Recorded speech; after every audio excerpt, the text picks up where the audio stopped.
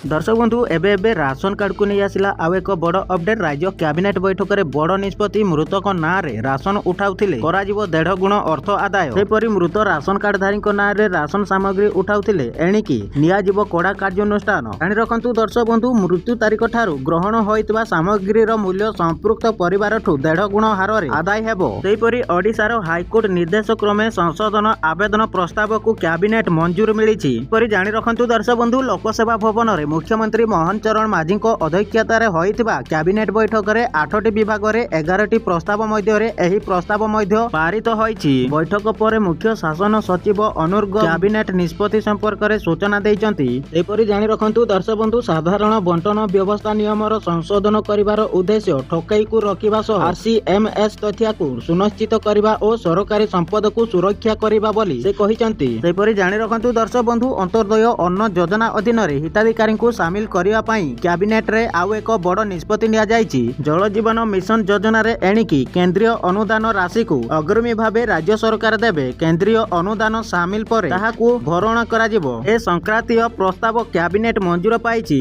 सेपरि जानि रखंतु दर्शक बंधु सम्मानित आनंदपुर ब्रिज प्रकल्प निर्माण पई 310 कोटी टंकार टेंडर को कैबिनेट अनुमोदन करिछि। सेहीपरि पार्वतीगिरी बृहत उठा जलसेचन योजना रे क्लस्टर 31 माध्यम 6टी उठा जलसेचन प्रकल्प निर्माण पूर्व ऋषिकुल्या नदी राम नदी जीरानाल एवं ऋषिकुल्या नदी जल उत्तोलन करी आप नियंत्रण जल जोगाण व्यवस्था रे गंजाम जिलार 6343 हेक्टर चाष जमी को जलसेचन जगाई दियाजिवो। सेहीपरि एही प्रकल्पर निर्माण कार्य 190 कोटी टंकार टेंडर कैबिनेट अनुमोदन मिलिछि।